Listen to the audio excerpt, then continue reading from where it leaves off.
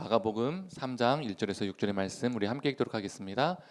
예수께서 다시 회당에 들어가시니 한쪽 손 마른 사람이 거기 있는지라. 사람들이 예수를 고발하려 하여 안식일에 그 사람을 고치시는가 주시하고 있거늘 예수께서 손 마른 사람에게 이르시되 한가운데에 일어서라 하시고 그들에게 이르시되 안식일에 선을 행하는 것과 악을 행하는 것과 생명을 구하는 것과 죽이는 것 어느 것이 옳으냐 하시니 그들이 잠잠하거늘 그들의 마음이 완악함을 탄식하사 노하심을 그들을 둘러보시고 그 사람에게 이르시되 네 손을 내밀라 하시니 내밀매 그 손이 회복되었더라. 바리새인들이 나가서 곧 헤롯 당과 함께 어떻게 하여 예수를 죽일까 의논하니라. 아멘. 네, 말씀 전하기 전에 헌금 보고하도록 하겠습니다. 6월 168만 1,362원이 들어왔고요. 보시는 것처럼 160만 원이 지출되었고 나머지 8만 1,362원은 예비비로 넘겼습니다.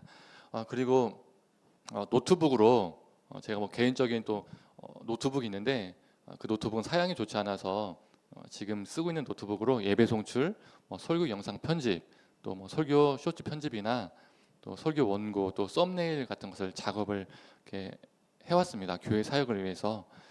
그런데 노트북 상태가 계속 몇 년 전부터 좋지 않아서 예배 도중에 이렇게 노트북이 꺼진 적도 있어서 예배 송출이 멈춰진 적도 있고, 제가 영상 편집이나 여러 교회 작업을 할 때 이렇게 노트북이 갑자기 꺼지다 보니까 이렇게 작업에 어려움들이 계속 있었습니다. 그래서 제가 작년 4월인가 5월인가요?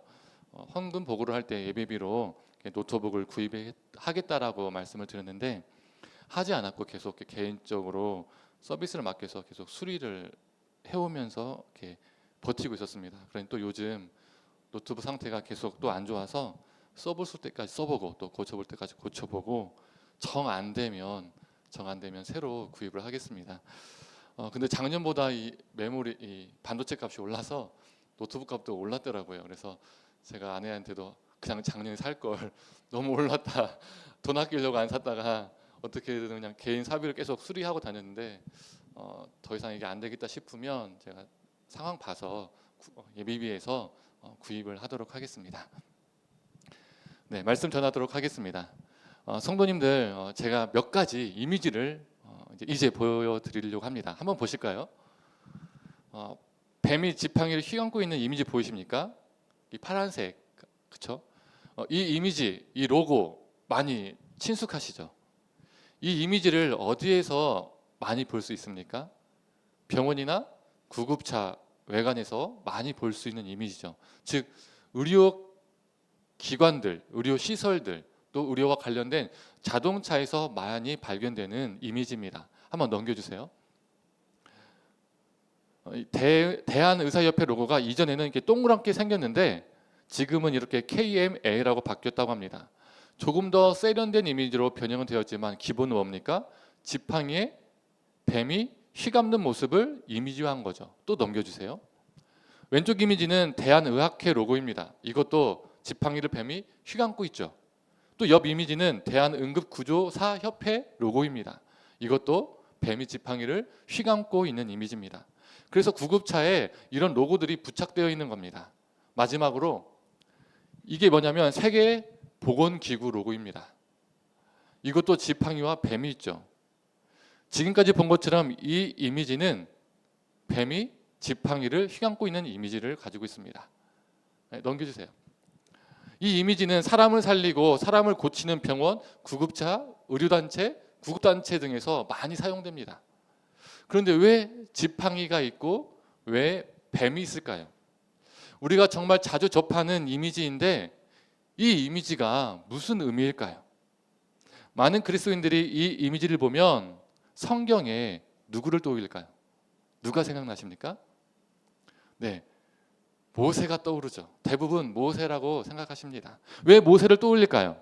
모세는 뱀 그리고 지팡이와 매우 관련된 인물이기 때문이죠. 출애굽기 4장을 보면 모세는 하나님의 부르심으로 인해서 두려움이 있었습니다.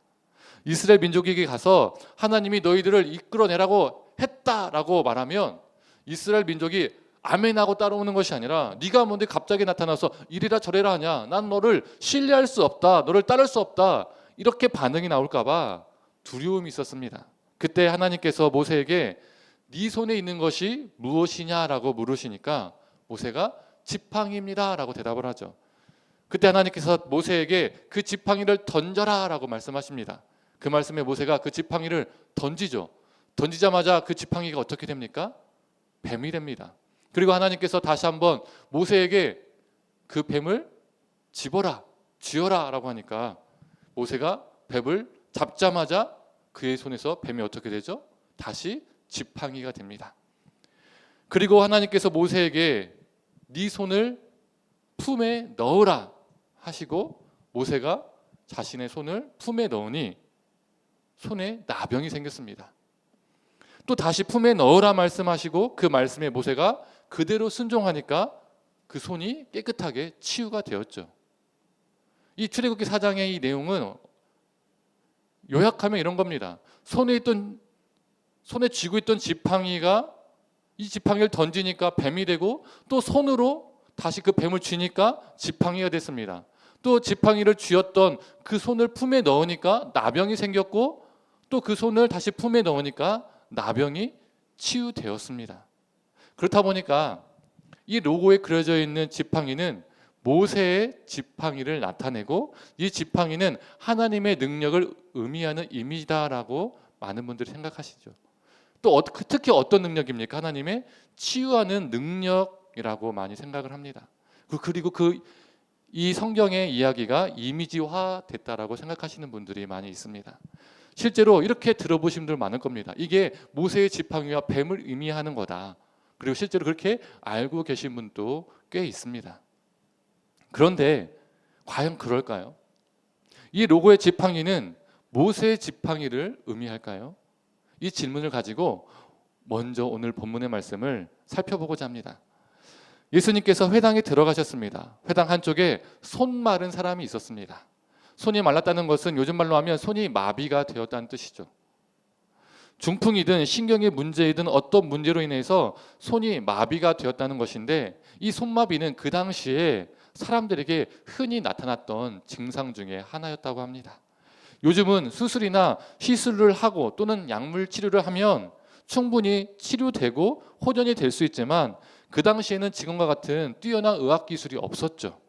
그래서 사람들이 흔히 가지고 있는 증상 중에 하나였다고 합니다. 예수님께서 그 사람에게 일어나서 가운데로 오라 하시고 손을 내밀라라고 말씀하셨습니다. 그때 그가 손을 내미니까 그의 손이 어떻게 됩니까? 회복이 됩니다. 이 본문의 치유 사건은 정말 짧습니다. 길지 않아요. 예수님께서 손을 내밀라 하니까 손이 치유가 됐습니다. 이게 끝입니다. 이야기가. 그런데 예수님의 이 치유 사건 앞에서 제가 언급한 이 로고 이미지와 이 두 사건이 무슨 연관이 있길래 제가 이 로고 이미지를 성도님들에게 보여드렸을까요? 이 로고에 있는 뱀과 지팡이는 모세의 것이 아니라 그리스 로마 신화 속에 나오는 아스클레피오스의 것입니다. 한번 사진을 보실까요? 보이시나요? 지팡이를 감고 있는 뱀이 있죠. 이 아스클레피오스는요, 태양의 신 아폴론의 아들이자 치료의 신 우술의 신이었습니다. 예수님이 살던 시대도요, 그리스 로마 시대였잖아요. 그 시대 그 당시 사람들이 믿었던 치료의 신들이 몇 명 있었지만 그 중에서도 이 아스클레피오스가 가장 압도적인 인기를 누리고 있었습니다. 네, 넘겨주세요. 그래서 아스클레피오스의 신전을 포함한 이 신과 관련된 수백 개의 건축물들이요, 그리스 로마 전역 여러 곳에 고르게 분포되었어요. 쉽게 말하면 군포에도 있고 안양에도 있고 의왕에도 있고 막 곳곳에 가면 그와 관련된 건물과 신전이 있었다는 겁니다. 성도님들, 의사들의 윤리 강령인 히포크라테스 선서 다 아시죠?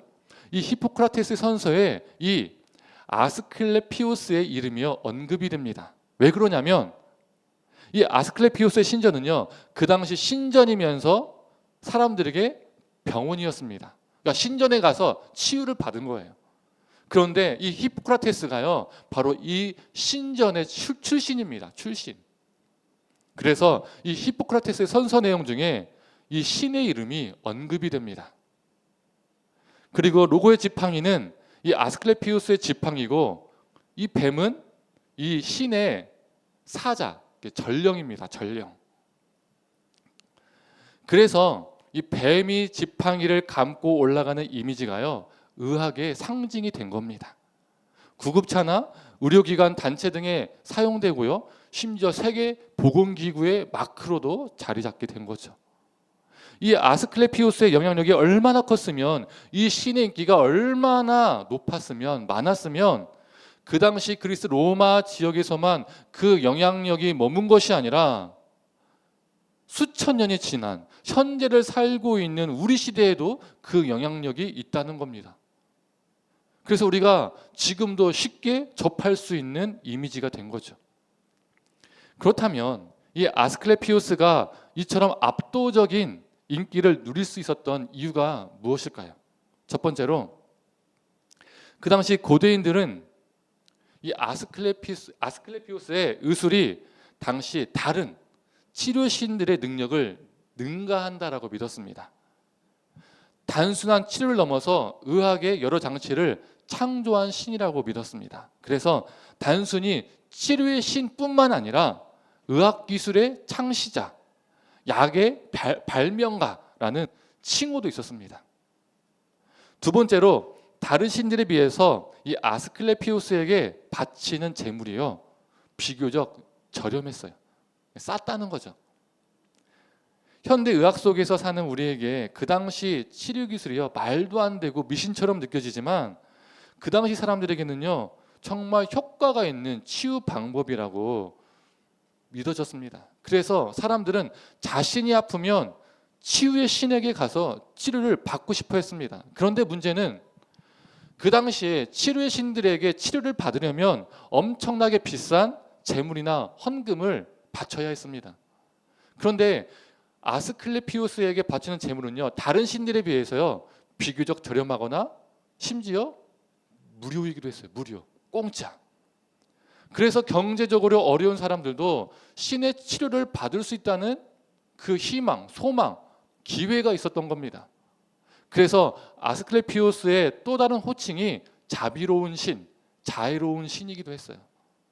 이런 이유 때문에 이 아스클레피우스는요, 사람들에게 많이 사랑받았고 널리 확산되고 인기가 많았습니다.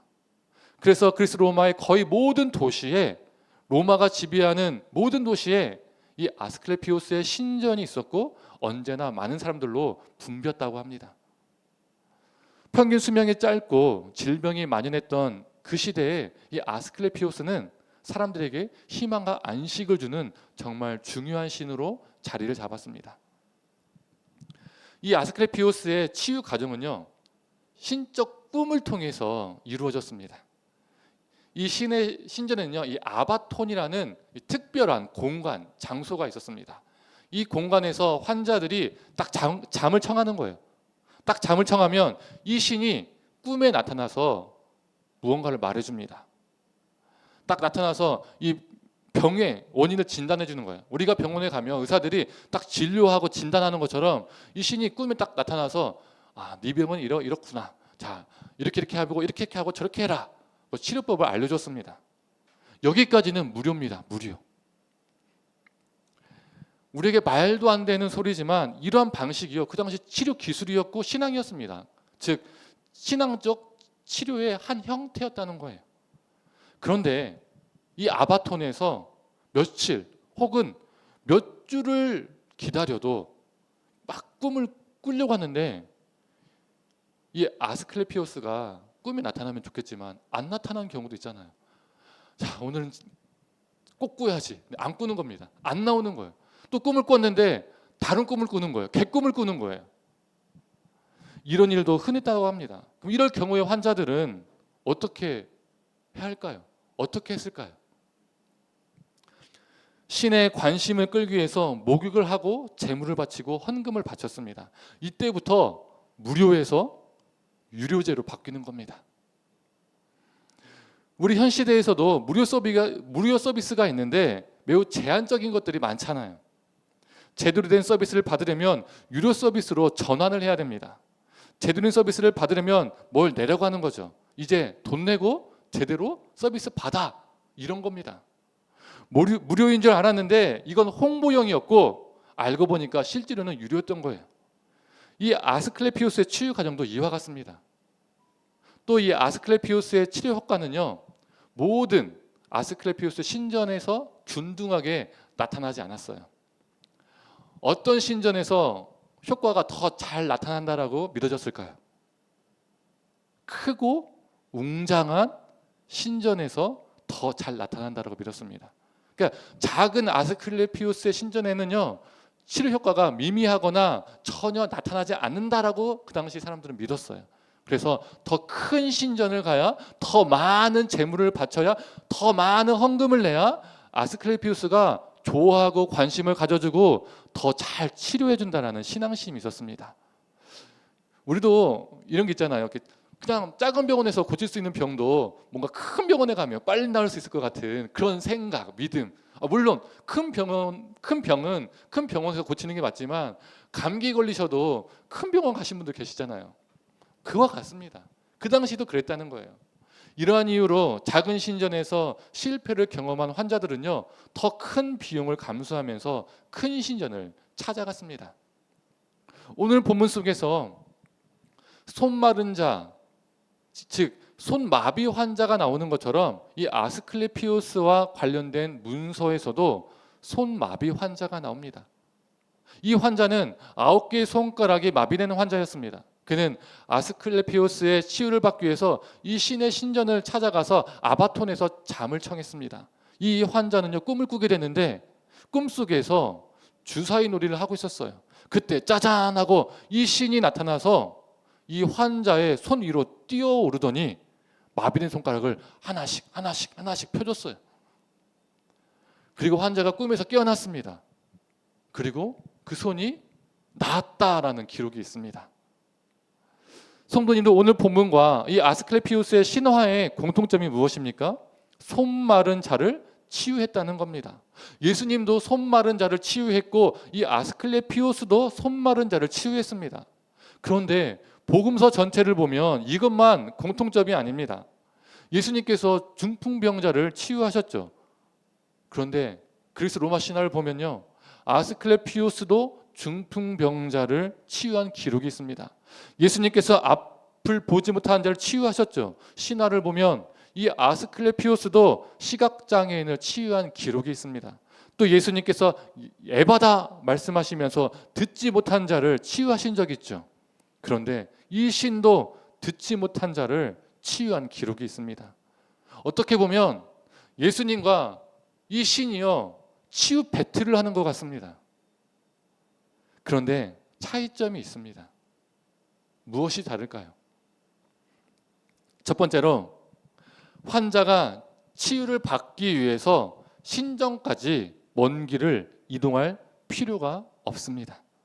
그 당시 아픈 자들이 낫기 위해서는요, 이 아스클레피우스의 신전을 찾아가야 했습니다. 그게 낫는 방법의 첫 단계입니다. 고정된 신전을 찾아가는 것이요, 첫 단계라는 겁니다. 그러나 우리 예수님은 우리가 찾아가야 만날 수 있는 신이 아니라 우리에게 찾아오시는 신입니다. 복음서를 보면 예수님께서 성전에 딱 앉아 계시고 제자들이 줄을 서시오 이렇게 말하면 많은 사람들이 성전 문 앞에서 치료받기 위해서 줄을 서면서 기다립니까? 그렇지 않습니다. 예수님께서 사람들을 치유하신 장소는 성전이 아니라 성전 밖, 사람들의 삶의 현장이었습니다. 그들의 삶 속에 찾아가셔서 그들을 만나주시고 그들을 치유해 주셨죠. 오늘 본문을 보면 치유 장소가 회당입니다.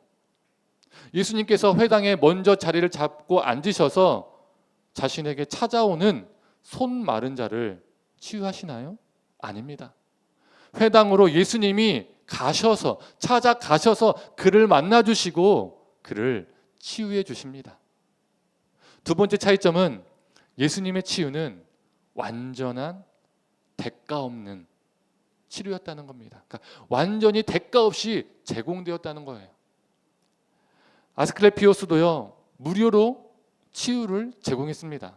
그래서 그 당시에 많은 사람들에게 인기가 있었죠. 그런데 앞에서 언급했던 것처럼 무료로 한 치료가 효과가 없을 경우, 즉 완전한 치유를 받지 못할 경우 유료제로 바뀐다는 겁니다. 마치 이런 거죠. 아마 여성분들은 되게 공감을 하실 수 있을 것 같습니다. 피부과에 무료 시술 이벤트 광고가 종종 하잖아요. 딱 그걸 보고 공짜니까 기분 좋게 피부과를 가서 무료 시술을 받으러 갔습니다. 그런데 거기 상담 직원이 갑자기 이 시술을 한 번만으로 피부가 좋아지지 않는다. 기미 주근깨도 없애야 되고요. 모공도 넓어서요. 모공도 좁히는 시술도 받아야 되고요.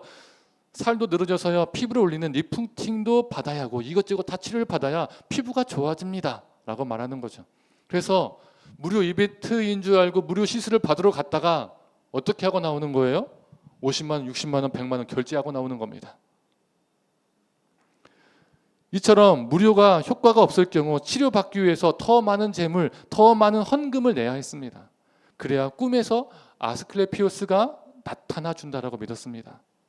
또 이 신이 꿈속에서 나타나서 처방해 준 약재나 치료 자체가요 비싼 경우가 많았다고 합니다.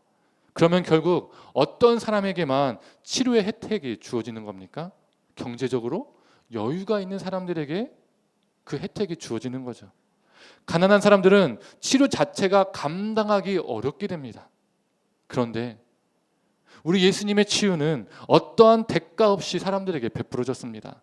공짜다라고 말해놓고선 갑자기 야, 너 돈 내야지 이렇게 말씀하지 않으셨다는 거죠.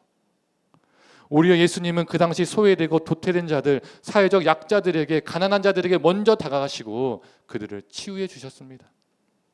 이 사실 자체가 가난하고 소외된 사람들에게는요 말 그대로 복음이었습니다. 대가를 요구하지 않으니까요.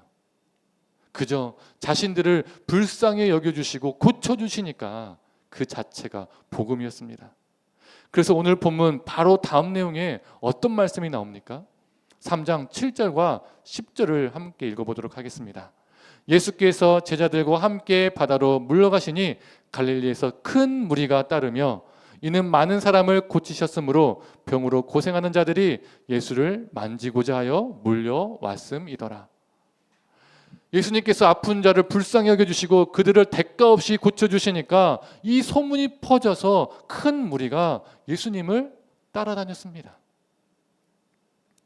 마지막으로 제일 중요한 차이점은 예수님의 치유는 어떠한 행위나 종교적 의식에 의존하지 않고 말씀을 통해 즉각적이고 완전한 치유를 이루셨다는 겁니다. 아버톤이라는 공간에 들어가거나 환자를 재워서 꿈을 꾸게 하거나 그것도 안 되면 목욕을 시키거나 또 신이 나타나서 손에 올라타거나 또 신이 이런 약재를 구해라 저런 약재를 구해라 이렇게 말해야 하는 그런 과정이 필요가 없었습니다. 예수님은 오직 말씀으로 병을 고치셨습니다. 예수님의 치유는 즉각적이었고 치유는 완벽했습니다. 예수님은 어떠한 종교 의식도 필요 없이 말씀과 권위로만 치료를 이루셨습니다. 이처럼 예수님은 인간의 삶과 영혼의 참된 자유와 회복을 주는 신성한 사역을 하셨습니다. 그렇다면 이 신성한 예수님의 치유 사역이 그 당시 사람들에게 어떻게 다가왔을까요? 예수님의 치유 사건을 직접 목격한 이스라엘 사람도 있었겠지만 사도들과 초대교인들을 통해서 예수님의 치유 사건이 이 사건들이 이스라엘 땅을 넘어서 이방 땅에도 전해졌겠죠. 또 복음서가 기록된 후에는 예수님의 이 치유 사건을 읽게 된 사람들이 있었습니다. 그런데 그들 모두 다 어느 땅에서 살았습니까? 그리스 로마라는 헬레니즘 시대 속에서 헬레니즘 문화와 영향력이 있는 그 땅 속에서 그 시대 속에서 살았습니다. 즉 그리스 로마 신화가 그들에게는 신화가 아니라 신앙이었습니다. 종교였습니다.